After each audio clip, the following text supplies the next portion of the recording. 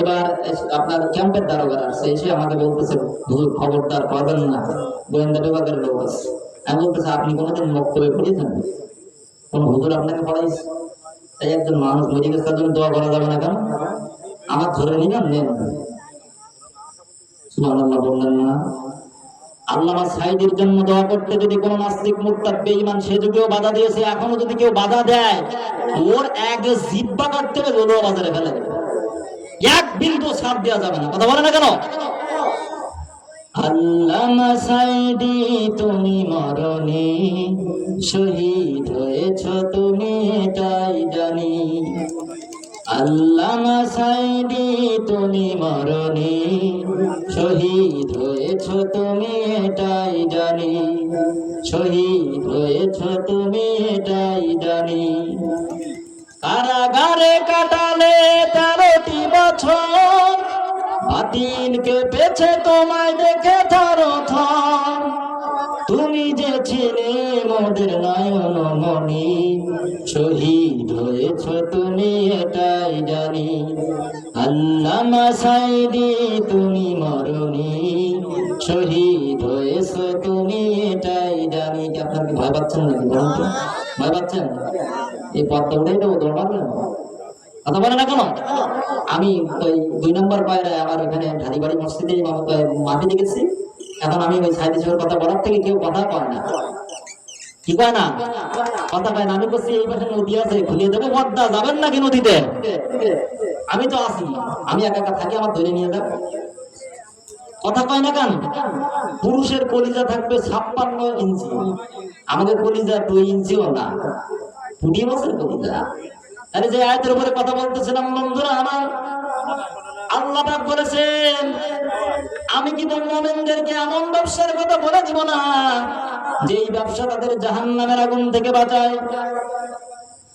সেটা কি? আহাল্লাল্লাহুল বাই'a ওয়া হারামার রিবা। সুদ ঘুষকে আল্লাহ তাআলা হারাম করেছেন, ব্যবসাকে হালাল করেছেন।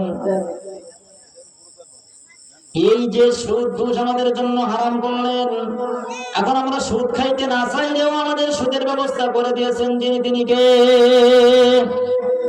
সরকার প্রধান, নাকি বলেন? চক্রবৃদ্ধি হারে সুদ এর আগে ছিল না? একটি বাড়ি একটি খামার ছিল কিনা বলেন তো? ছিল? কথা বলে না কেন? সমিতি ঘরে ঘরে আছে না নাই? 10,000 লোন তুলে বিটি মানুষ পানি ঢেলে দেবে, খাবে। এবার পর্দার বাইরে এসে ছবি তুলবো, প্রেমেরই টাকা তুলতে গেলে মহিলা ছাড়া হবে না, 40 দিন কাজে যাবে তাও মহিলা ছাড়া হবে না। এই সমস্ত কাপুরুষ বেঈমান মুসলমানদের আর কি বলা উচিত বলেন তো? তাহলে সুদ আমরা খাচ্ছি কিনা বলেন তো? আমাদের খাওয়াই নিচ্ছে। কথা বলে না কেন? 2 নম্বরে বন্ধুরা আমার, ব্যবসাকে আল্লাহ তাআলা হালাল করেছেন। আল্লাহ রাসূল সাল্লাল্লাহু আলাইহি ওয়াসাল্লামের পিতা যিনি ছিলেন তিনি কে? আব্দুল্লাহ। তিনি সিরিয়ায় ব্যবসা করতেন। কিসের ব্যবসা? স্বর্ণের ব্যবসা। কিসের ব্যবসা বলেন তো? স্বর্ণের ব্যবসা করতেন সিরিয়ায়। ব্যবসা করেছেন নবী রাসূলরা, ব্যবসা করেছেন সাহাবা, ব্যবসা করেছেন উলামায়ে কেরাম, ব্যবসা করেছেন আল্লাহর ওলিরা, ব্যবসা করেছেন আমাদের মুরব্বীরা উলামায়ে কেরাম। এই ব্যবসাকে আল্লাহ তাআলা আমাদের জন্য হালাল করে রেখেছেন। ও বাঙালি ও মুসলমান ভাইরা আমার, আমাদের ব্যবসা করে খাবো, মাটি কেটে খাবো, তবু সুদ ঘুষ আর আমরা এক বিন্দু খাবো না। হাত তুলে দেখেন তো কারা খাবো না? লিল্লাহি তাকবীর, লিল্লাহি তাকবীর। এই হলো আমাদের ঈমান। বিড়ালের মতো 500 বছর বেঁচে থেকে কোনো লাভ নাই, সিংহের মতো 1 ঘন্টা বাঁচতে চাই। কার ডায়লগ বলেন তো? আল্লামা সাঈদী রাহমাতুল্লাহ, তিনি মারা গেছেন, কিন্তু এমন কিছু জিনিস রেখে গেছেন বাঙালি জীবনে বলতে পারবে, গোটা বিশ্ব বলতে পারবে না। এমন একজন কিংবদন্তিকে আমরা হারিয়েছি। বিগত 200 বছরে আমরা এরকম একজন মানুষ পাবো বলে আমাদের আশা নেই। কথা বলেন? যারা আজকে হত্যা করেছে, তুমি মনে করতেছো মামু বাড়ি দিল্লি বসে বসে গাঁজা খাবা? তা তো আর হতে দেওয়া হবে না। তোমাকে বাংলার জমিনে এনে অবশ্যই বিচারের কাঠগড়ায় বিচারের সম্মুখীন করা হবে। সেদিন সামনে আসতেছে, শুধু নির্বাচন সামনে দিয়ে কিছু করছি না। কথা কয় না কেন?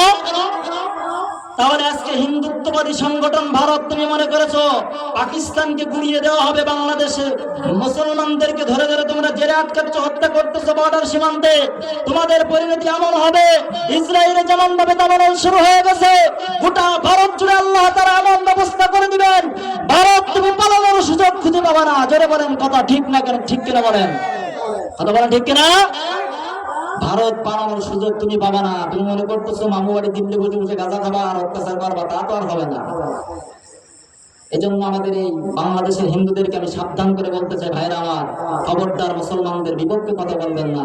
আমার সাথে সেদিন একজনের তর্ক হয়েছিল, বাইসে গেল যে আমি একজন হুজুর মানুষ। আল্লাহ এদেরকে হিদায়াত দান করুন, সকলে বলুন আমিন।